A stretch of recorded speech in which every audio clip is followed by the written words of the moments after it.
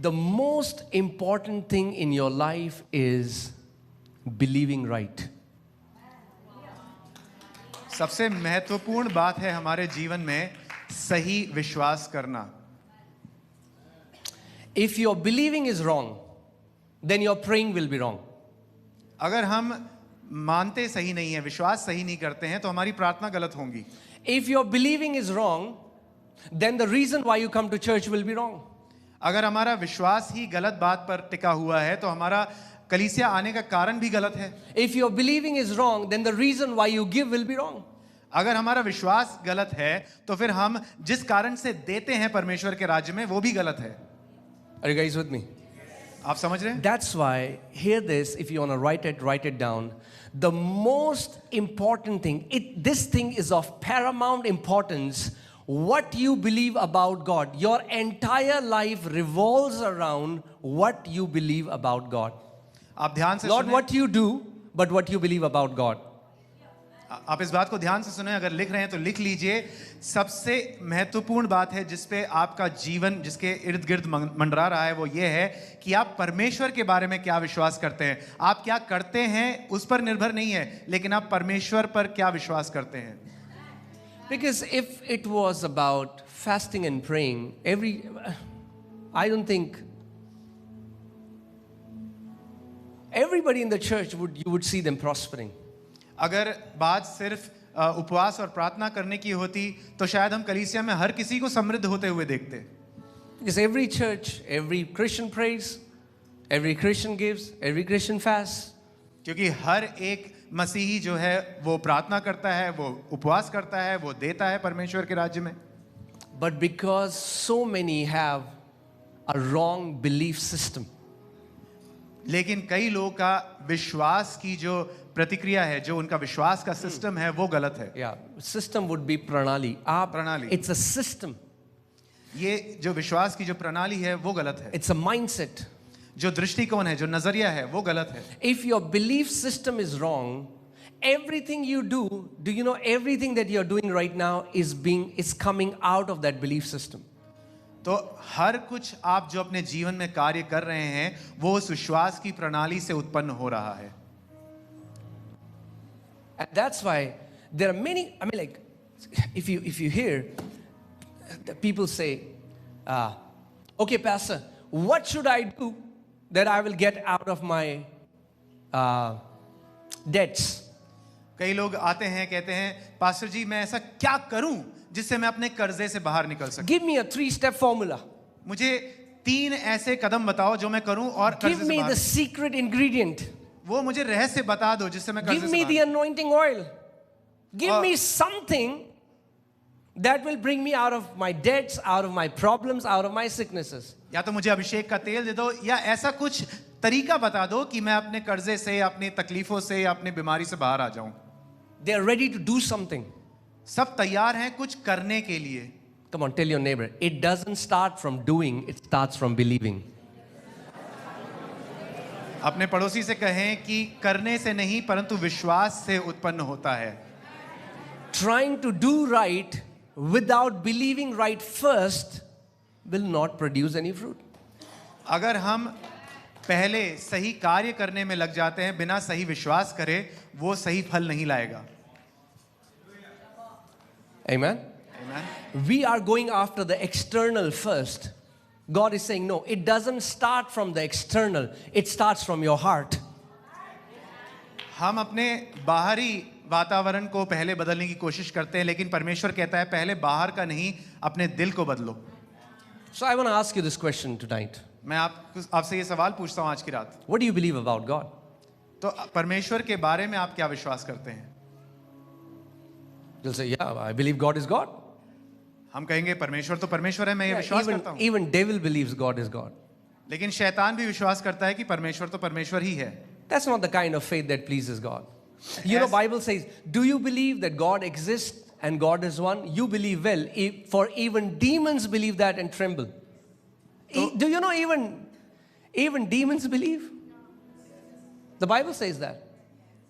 वचन इस प्रकार से कहता है कि या तुम विश्वास करते हो कि परमेश्वर एक है और शैतान भी ऐसा विश्वास करते हैं और वो कांपते हैं। तो आप जानते हैं कि शैतान और दुष्ट आत्माएं भी विश्वास करती हैं। Oh, yes, Pastor, I believe God is all powerful. Yeah, even Satan believes God is all powerful. हाँ पास्टर जी, मैं विश्वास करता हूँ कि परमेश्वर महासामर्थी है, लेकिन शैतान भी ये विश्वास करता है कि परमेश्वर महासामर्थी है।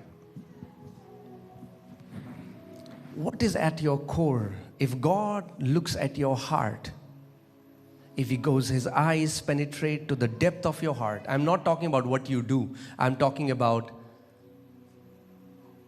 the content of your heart. What is it that you believe about Him? हमारे दिल के एकदम अंदरूनी गहराई में अगर परमेश्वर आज झांक के देखे तो उसमें अगर हम बता सकें क्या विश्वास करते हैं, परमेश्वर उस पर ध्यान करता है। You know, when Jesus was walking on the face of the earth, यीशु जब पृथ्वी पर चल रहा था and a leper comes to him, his body parts are falling apart, his skin is peeling off. एक कोढ़ी उनके पास आता है, उसकी चमड़ी जो है वो गिरी जा रही है, पिघल रही है कोढ़ के कारण। He says, Son of God, have mercy on me. वो कहता है, परमेश्वर के पुत्र मेरे ऊपर करुणा कर, दया कर। Jesus didn't say, okay, go and fast for 40 days. यीशु ने ये नहीं कहा कि जाओ 40 दिन उपवास करो। He didn't say, well, you need to give more. उसने कोढ़ी से ये नहीं कहा कि अरे तुम्हें बहुत ज्यादा देने की आवश्यकता है परमेश्वर के राज्य में। You know what he did? ऐसा नहीं। What was the question that Jesus asked them? Yeshu He ने said, do you? Do you? Do you? यीशु ने उस कोढ़ी से क्या सवाल पूछा? क्या तुम विश्वास करते हो? Do you believe that I can do this for you? Because at this question lies your answer. यीशु ने ये सवाल पूछा, क्या तुम विश्वास करते हो कि मैं ये कर सकता हूं? क्योंकि इस सवाल पे आपका उत्तर टिका हुआ है। Many times, you know, oh, Pastor, I'm doing everything. Pastor, I'm coming to church. We are all the time analyzing our doing, but God is checking our believing. हम कई बार आके कहते हैं, पास्टर मैंने तो ये कर दिया, मैंने वो कर दिया। हम कई बार यही सोचते रहते हैं, इसी बात पर तर्क वितर्क करते रहते हैं कि मैंने क्या किया, लेकिन परमेश्वर देखता है कि हमारा विश्वास की प्रणाली क्या है। Who do you believe God to be? हम क्या विश्वास करते हैं कि परमेश्वर कौन है सच में? See, you know, some people come to church, and now please don't get offended and misunderstand what I'm saying. Please hear carefully what I'm saying, okay? इस बात को सही से समझे जो मैं कह रहा हूं, आप खेद ना ले लें इस बात से। Some people come to church because they just want to get healed. So they see Jesus as a doctor, and He is. कई लोग कलीसिया सिर्फ चंगाई प्राप्त करने के लिए आते हैं और वो यीशु को एक डॉक्टर के समान देखते हैं और यीशु सच में चंगा करता है। The Bible says that He is our great physician. Bible में इस प्रकार से लिखा है कि वो हमारा महान चिकित्सक है। He is. वो है। You'll come to church believing that, you'll get healed. अगर आप कलीसिया इस विश्वास के साथ आते हैं कि मैं चंगा होऊंगा तो आप चंगाई पाएंगे। But that's all. You'll get healed. लेकिन हमारा विश्वास वहीं पर, Because you only believe for a healing. क्योंकि हमने सिर्फ चंगाई के लिए विश्वास किया तो वहीं पर हमारी विश्वास की प्रणाली रुक जाती है। Some people come to Jesus as an immigration officer. I need a visa to go to Canada or Australia or wherever.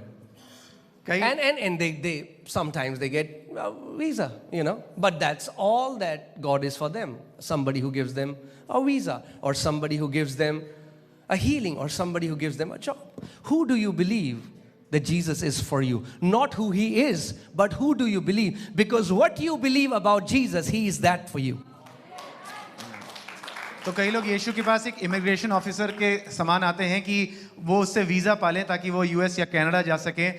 कई लोग उसके पास नौकरी के लिए आते हैं, अपनी चंगाई के लिए आते हैं। तो हम किस बात में सच में विश्वास करते हैं? वो सच में है कौन? क्या इस बात पर विश्वास करते हैं या हमारे जीवन में कुछ हो जाए इसलिए विश्वास करते हैं? Your entire life, many of you would not realize it, is revolving around your belief system. अगर हमने अभी तक ये बात समझी नहीं है, लेकिन हमारा संपूर्ण जीवन हमारी विश्वास की प्रणाली के आसपास ही घूम रहा है। We are ready to do. हम जल्दी से करने को तैयार हैं। But God is saying, no. लेकिन परमेश्वर कहता है नहीं, मैं तुम्हारे करने में दिलचस्प नहीं हूं. Trying to do right before believing right is religion. हमारी इस बात की कोशिश कि मैं कुछ सही कर सकूं, सही विश्वास करने से पहले, वो धर्म है. वो धर्म की आत्मा से उत्पन्न होता है. Amen? Amen. That's why it's very important to have a healthy belief system. इसलिए बहुत ही महत्वपूर्ण है कि एक स्वस्थ विश्वास की प्रणाली हो हमारे अंदर. There are Christians who believe that God will put them in poverty to teach them. So what happens? Jesus told people, let it be done unto you as per, not as per. He didn't say, let it be done unto you according to what I want, but he said, let it be done unto you as per your faith. So whatever you're witnessing right now is happening to you according to your faith. कई लोग इस प्रकार से मानते हैं कि यीशु हमें गरीबी में इसलिए रखता है ताकि वो हमारे जीवन में कुछ सबक सिखा सके. लेकिन यीशु ने कहा तुम्हें अपने खुद के विश्वास के अनुकूल मिलेगा, प्रतिकूल मिलेगा. What do you believe? तो आप क्या विश्वास करते हैं? Are you guys with me? Yes. I want you to hear this word carefully and build your life around right believing. मैं चाहता हूं आप ये वचन ध्यान से सुने और अपने जीवन को सही मायने से विश्वास की प्रणाली में उसके आसपास ठहराएं. Amen. Our entire behavior is motivated by a belief system. हमारा जो व्यवहार है वो भी प्रेरित होता है हमारी विश्वास की प्रणाली के द्वारा. Amen. And that's what I'm telling you. If you can pay attention there and align your believing according to the word of God, your life will be filled with fruits. अगर हम अपने जीवन में सच में फल देखना चाहते हैं, अच्छे फल, तो हम अपने विश्वास की प्रणाली वचन के ऊपर आधारित कर दें. And today I'm going to teach you how easy it is to believe right. It's easy. और मैं आज आपको सिखाना चाहता हूं कि सही विश्वास करना सरल है. Amen. And when you will believe right, you will enter into rest in that area. और जिस किसी क्षेत्र में आप अपने विश्वास की प्रणाली को सही कर देंगे, आप उस क्षेत्र में विश्राम में प्रवेश कर लेंगे. Amen. Okay, I'm going to take you to a scripture. In Hebrews chapter 4, I'll read from verses 1 to 3. It says, therefore, since a promise remains of entering his rest. इब्रानी 4 उसका 1 से 3 पहली आयत. इसलिए जबकि उसके विश्राम में प्रवेश करने की प्रतिज्ञा अब तक है. Let us fear lest any of you seem to have come short of it, for indeed the gospel was preached to us as well as to them, but the word which they heard did not profit them, not being mixed with faith in those who heard it. तो ऐसा करने से वो भय खाएं, ऐसा उन्हें डरना चाहिए, ऐसा ना हो कि तुम में से कोई जन उससे रहित जान पड़े. दूसरी आयत, क्योंकि हमें उन्हीं की नाई सुसमाचार सुनाया गया है, पर सुने हुए वचन से उन्हें कुछ लाभ ना हुआ, क्योंकि सुनने वालों के मन में विश्वास के साथ नहीं बैठा. Okay, wait. You can go to church 365 days a year. But what you are hearing, if you don't mix faith with it, you have just wasted those hours. आप यहाँ पर आते हैं, आपने वचन सुना, लेकिन अगर आपने उस सुनने में विश्वास नहीं मिलाया, तो वो सारा समय आपने बर्बाद कर दिया. Christians miss the most important thing in their life, and that is hearing. And when the word is being preached, they are not hearing. And after the service, they say, Pastor, for the gospel was preached to them, but it did not profit them because they did not mix faith in what they heard. कई विश्वासी सुनने से चूक जाते हैं और सभा खत्म होने के बाद वो पास्टर से प्रार्थना कराने आ जाते हैं। यहाँ पर लिखा हुआ है कि सुने हुए वचन से उन्हें कुछ लाभ ना हुआ क्योंकि उन्होंने उसमें विश्वास को नहीं घोला। सुने हुए वचन से उन्हें कुछ लाभ ना हुआ क्योंकि सुना हुआ वचन आपको लाभ देने के लिए सुनाया जाता है। ये सत्संग नहीं है, यहां कथा नहीं बता रहे हैं। सुसमाचार इसीलिए बताया गया कि आपके जीवन में लाभ हो।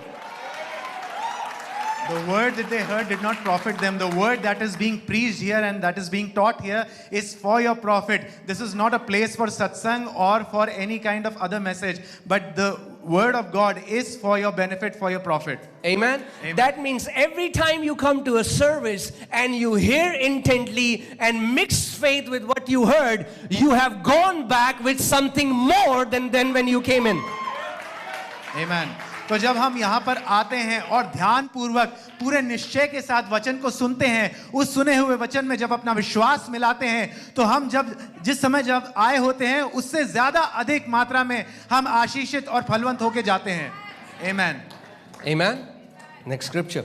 For we who have believed do enter that rest.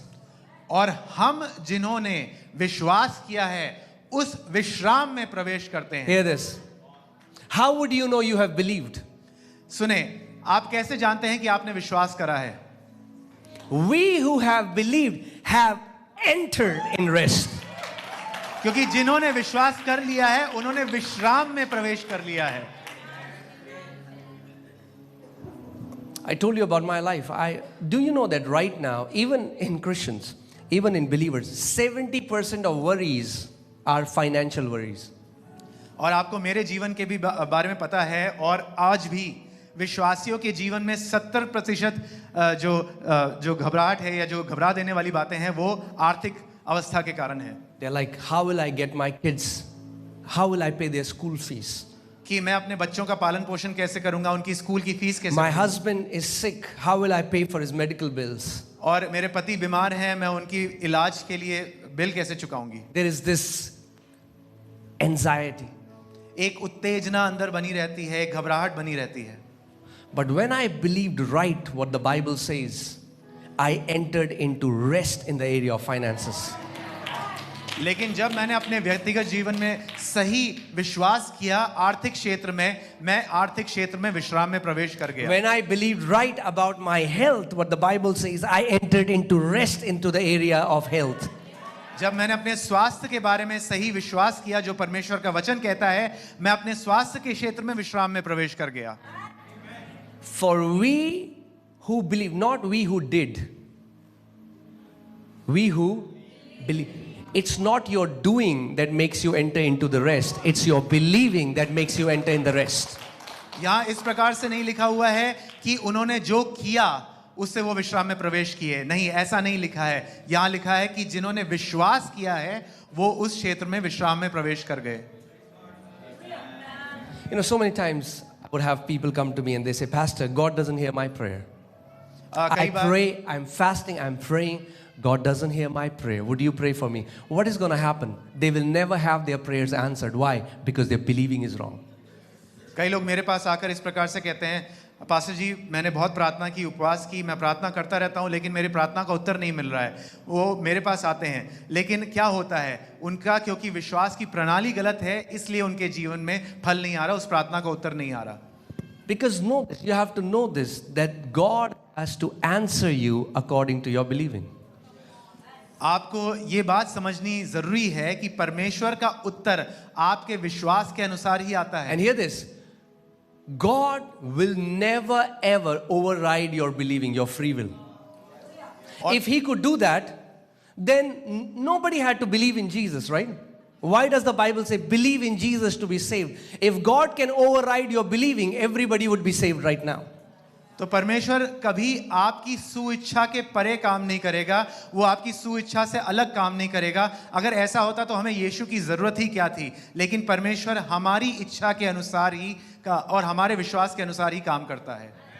O pastor जी प्रार्थना कर दो, हमारे काम जब बनते होते हैं ना, बस बनते बनते बनते बनते बस लास्ट मोमेंट में बिगड़ जाते हैं। What happens? Now, every time there is something good coming to their life, it will happen to them according to their believing. Oh, Pastor Ji, please pray for us. Our work was just about to be finished, but it was stopped. And according to their belief system, उनके विश्वास के अनुसार ही उनके जीवन में वैसा होता रहेगा. So they say, what? We don't know what is happening. क्या reason है? प्रभु कहेगा, reason तू है. You are the reason of your delays, not Satan.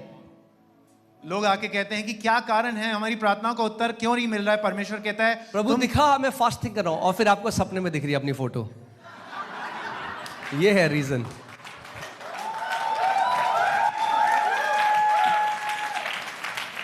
शैतान नहीं है, आपकी विश्वास करने की प्रणाली जो है वो है कारण कि आपकी प्रार्थना का उत्तर क्यों नहीं आ रहा है. How would you know what people are believing?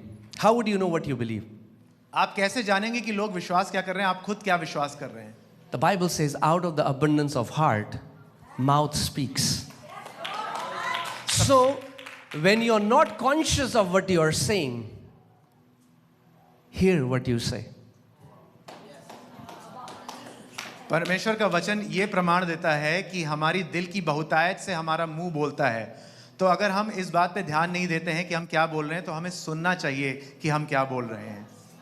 I'm not saying hear you when you are in church. Oh, God is good. All the time. वहाँ तो सब गाते हैं God is good. मैं ये नहीं कह रहा कि जब आप कलीसिया आते हैं तब आप ध्यान से सुने कि आप क्या कह रहे हैं, क्योंकि यहाँ तो सब कहते हैं परमेश्वर भला है. I'm saying from Monday till Saturday. मैं What do you say? Because that reveals the belief system of your heart. मैं कलीसिया के बाहर की बात कर रहा हूँ, सोमवार से शुक्रवार की. तब आप ध्यान से सुने कि आप खुद से क्या बोल रहे हैं, आपने मुंह से क्या बोल रहे हैं, क्योंकि वो बताता है कि आपके दिल की गहराई में क्या है. Think about this. Jesus is Almighty God on this earth. इस बात को सोचिए, यीशु जो है महाशक्तिशाली परमेश्वर है इस पृथ्वी But पर. he will ask people, do you believe that I can do this for you? लेकिन वो लोगों से उनसे पूछता है कि तुम विश्वास करते हो कि मैं ये कर सकता हूं तुम्हारे लिए. Yes, Lord. Okay. Let it be done unto you as per your faith.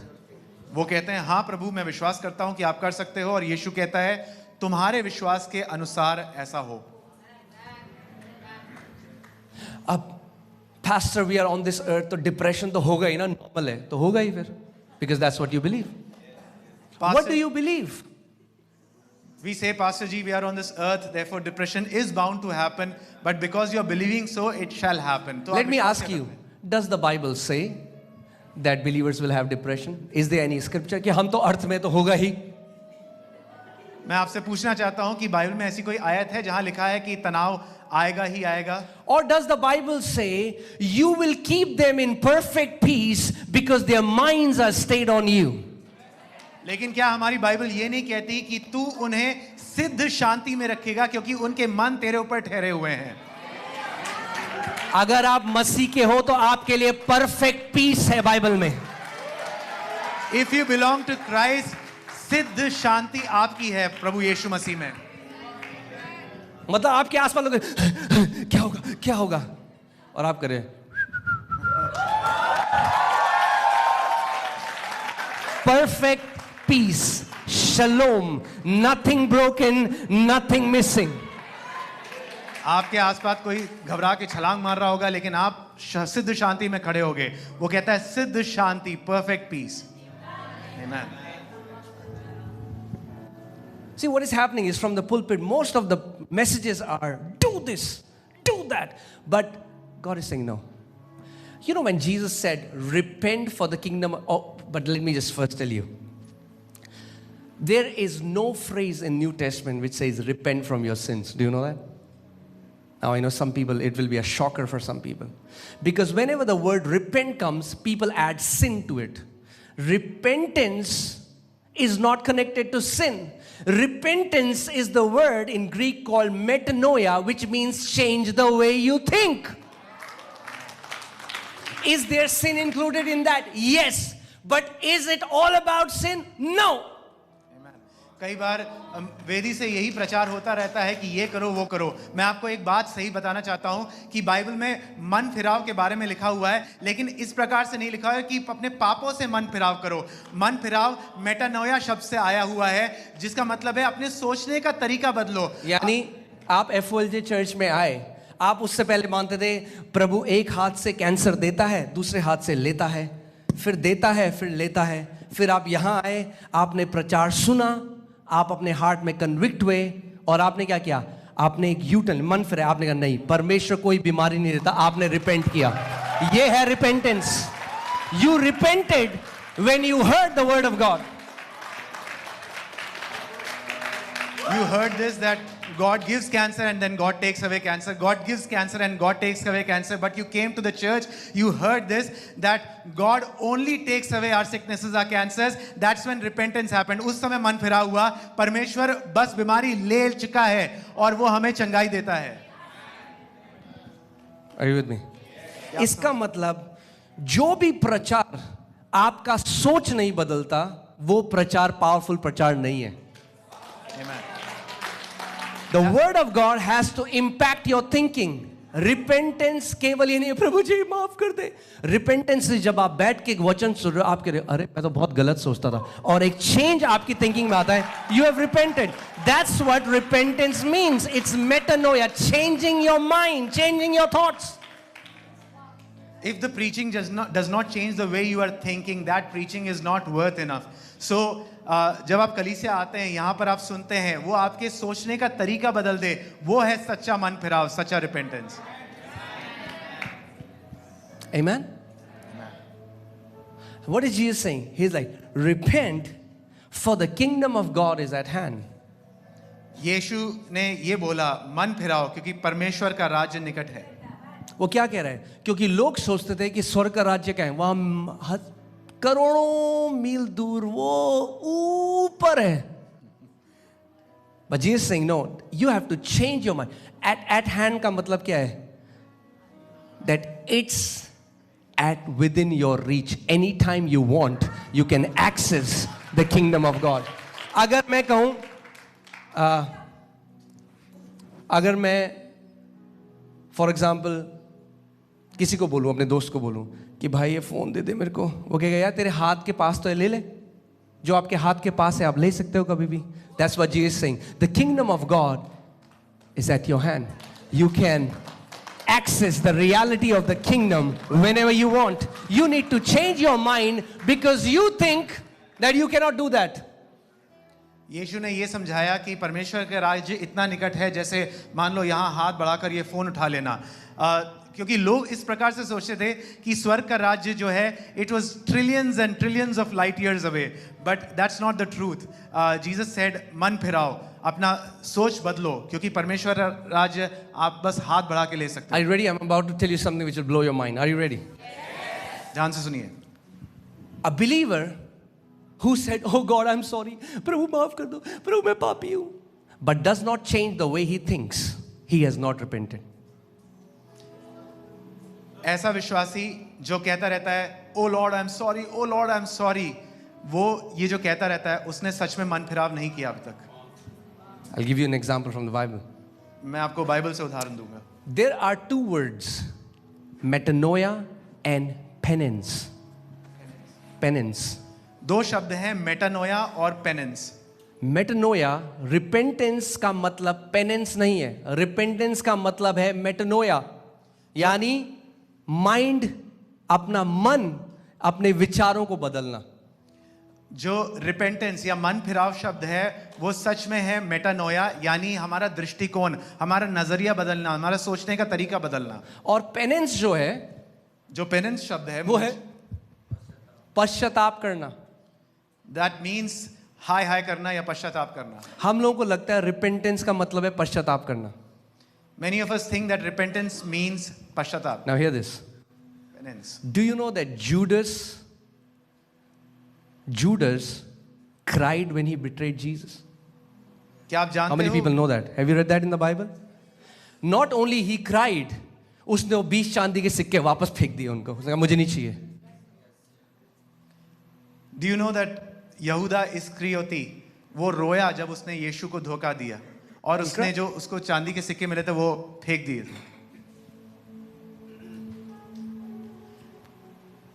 But didn't change the way he thought. That's why he लेकिन- committed suicide.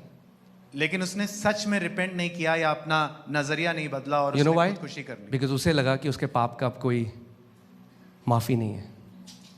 The reason he did not He was repent- with Jesus, but yet it did not affect the way he thought. वो Now Yeshu- look at the thief on the cross.